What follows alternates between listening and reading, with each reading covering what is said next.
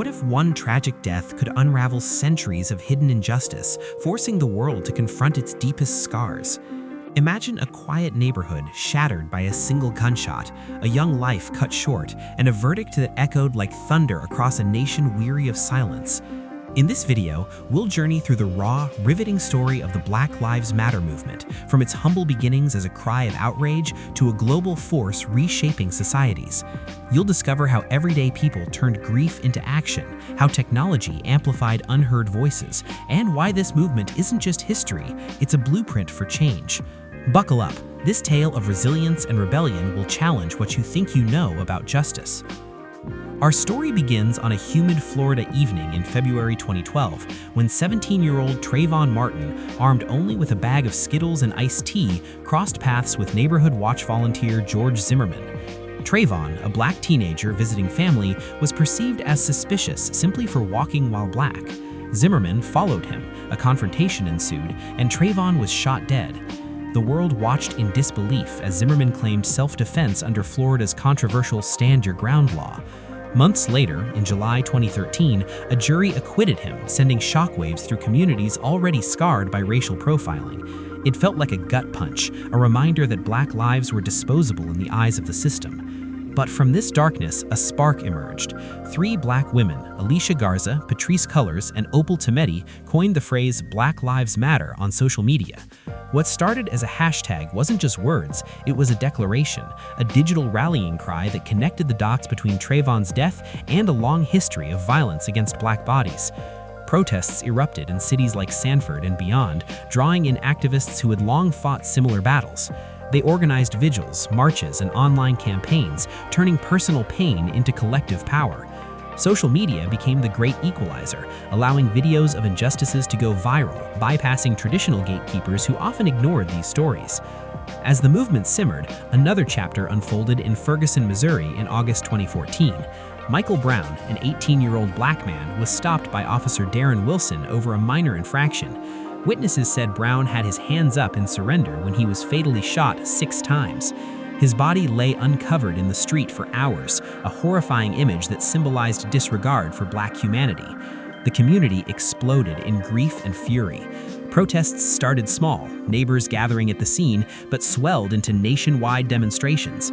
Ferguson became a flashpoint, with crowds chanting "Hands up, don't shoot," as they faced off against police in riot gear, tanks rolling through suburban streets like a war zone. The militarized response, complete with tear gas and rubber bullets, exposed the ugly underbelly of American policing. International eyes turned to the US, with solidarity protests popping up in London and Paris. Activists like those from the newly formed Black Lives Matter network rushed to Ferguson, linking arms with locals to demand accountability. They built tents, shared stories around campfires, and strategized late into the night. This wasn't just about one shooting, it was a reckoning with a system rooted in the legacy of slavery and Jim Crow, where black communities were over-policed and underprotected.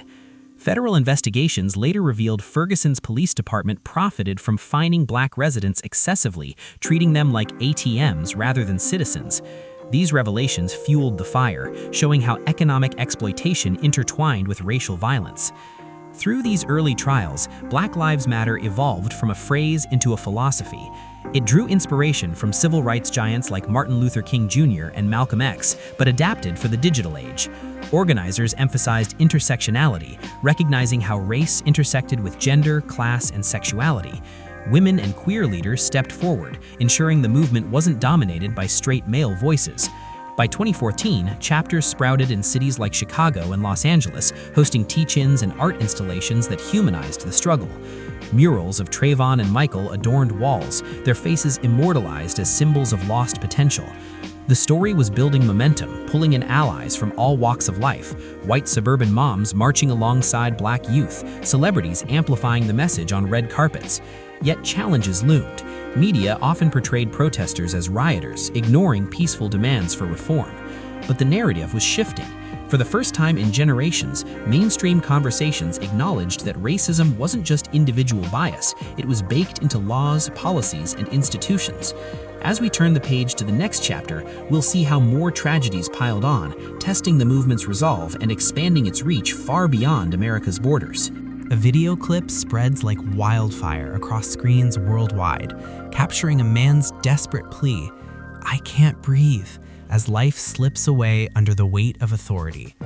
This isn't fiction. It's the harsh reality that propelled Black Lives Matter from national headlines to a relentless force for change.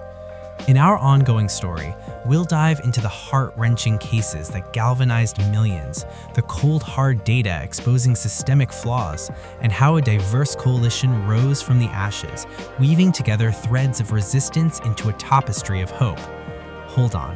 This part reveals the grit behind the glory, showing how pain forged unbreakable bonds. The momentum from Ferguson carried into a torrent of high-profile incidents that exposed patterns of police brutality. In July 2014, Eric Garner, a Black father selling loose cigarettes in New York, was placed in a banned chokehold by officers, his final words echoing in viral footage. Despite the video evidence, no charges were filed, igniting protests in Times Square where demonstrators lay down in die-ins to mimic Garner's fate.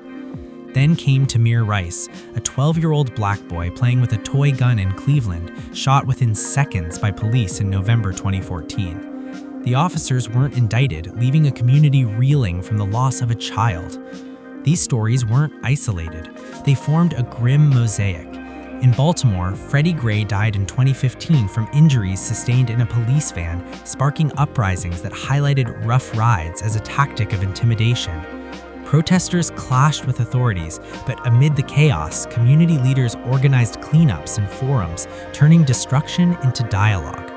Social media was the lifeline. Hashtags like Say Her Name emerged to honor Black women like Sandra Bland, who died in custody after a traffic stop in 2015, her case underscoring how gender compounded racial injustice. Videos from bystanders and body cams made denial impossible. They humanized victims, showing fathers, mothers, and dreamers whose lives mattered deeply. Beneath the headlines lay chilling statistics that painted a broader picture. Studies from organizations like Mapping Police Violence revealed Black Americans were 3 times more likely to be killed by police than whites, with over 1,000 deaths annually in the US alone. In cities like Chicago, investigations uncovered code of silence cultures where officers covered up abuses, and departments like the LAPD faced scrutiny for disproportionate stops of Black drivers. Financial incentives worsened it. Some towns relied on fines for minor offenses targeting poor Black neighborhoods, creating a pipeline from poverty to prison. The movement's organizers used this data like ammunition, presenting it in TED Talks and congressional hearings. They connected dots to historical injustices, the Tulsa Massacre of '21, where thriving Black communities were burned to the ground, or the redlining policies that segregated housing and wealth. This wasn't new, it was generational trauma amplified by smartphones. Activists like DeRay McKesson live-tweeted protests, building online armies that pressured politicians for body cams and de-escalation training. From this crucible, a powerful coalition crystallized. In 2015, the Movement for Black Lives, or M4BL, formed over 50 organizations under a shared platform. Their vision statement was a masterpiece of inclusivity, demanding an end to the war on Black people through policies like divesting from prisons and investing in education. They centered marginalized voices. Black trans women like Marsha P. Johnson inspired modern queer activists within BLM, ensuring the fight included LGBTQ+ rights. Undocumented Black immigrants shared stories of deportation fears, while disabled advocates pushed for accessible protests. This wasn't top-down, it was grassroots, with chapters hosting healing circles where participants shared traumas over shared meals, fostering empathy and strategy. Globally, echoes rippled. In Brazil, protests against police killings of Black favela residents adopted BLM chants. In Australia, Indigenous communities drew parallels to their own stolen generations. Alliances formed with groups like Palestinian activists, highlighting shared struggles against occupation and surveillance. Celebrities like Beyoncé infused the narrative with art. Her Formation video became a cultural touchstone, blending Southern Black pride with protest imagery. Yet backlash mounted. Counter-movements like Blue Lives Matter framed BLM as anti-police, and some politicians labeled it a terrorist group. Undeterred, organizers pivoted to policy wins, like banning chokeholds in some states. As tensions built toward a seismic eruption, the world was primed for the largest civil rights uprising in history. Have you ever witnessed a single spark ignite a worldwide inferno, where streets from Tokyo to Cape Town pulse with the same urgent beat? That's the climax of our Black Lives Matter saga, a movement that transcended borders, toppled statues, and redefined justice in real time. In this final chapter, we'll unravel the explosive 2020 protests, trace their ripple effects across continents, and reflect on the profound shifts in how we talk about race. This isn't an ending, it's a call to action, reminding us that stories like this evolve with every voice that joins the chorus. The turning point arrived in May 2020 amid a global pandemic that already exposed racial disparities in health and wealth. George Floyd, a black man in Minneapolis, was arrested for allegedly using a counterfeit bill. Officer Derek Chauvin knelt on his neck for over 9 minutes, despite Floyd's pleas and bystanders' cries. The video, captured by a brave teenager, Darnella Frazier, exploded online, amassing billions of views. Outrage boiled over. Protests erupted in Minneapolis, with crowds toppling Confederate monuments as symbols of oppression. Within days, demonstrations spread to all 50 U.S. states and over 60 countries, drawing an estimated 15 to 26 million participants, the largest in American history. In Portland, nightly clashes with federal agents highlighted authoritarian overreach.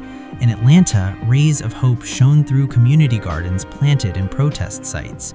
COVID masks became canvases for BLM slogans as people risked health for justice.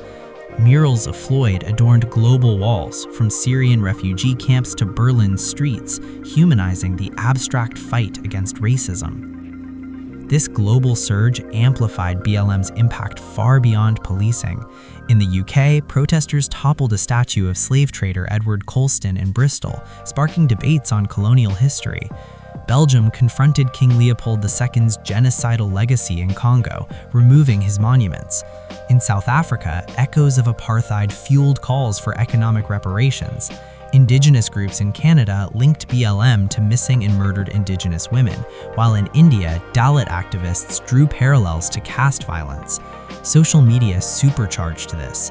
TikTok videos educated Gen Z on intersectionality. Instagram fundraisers raised millions for bail funds.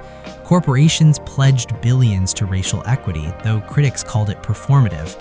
BLM pushed for real change, like defunding police and reallocating to social services.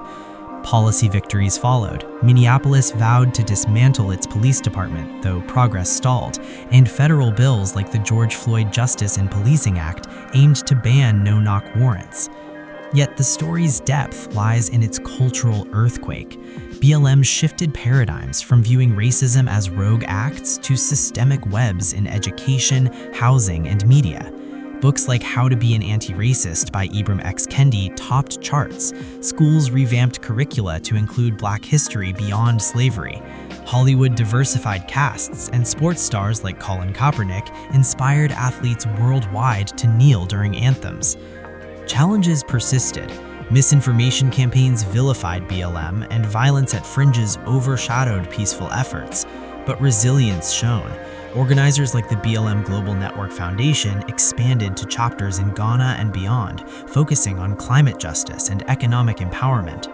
By 2026, the movement's legacy endures. Lower police killings in reformed cities, heightened voter turnout in Black communities, and ongoing dialogues on reparations. It's transformed grief into governance, proving that when ordinary people storytell their truths, empires tremble. As our tale concludes, remember, Black Lives Matter isn't a chapter closed, it's a living narrative. What role will you play? Subscribe for more stories that ignite change and share your thoughts below. Together, we keep the fire burning.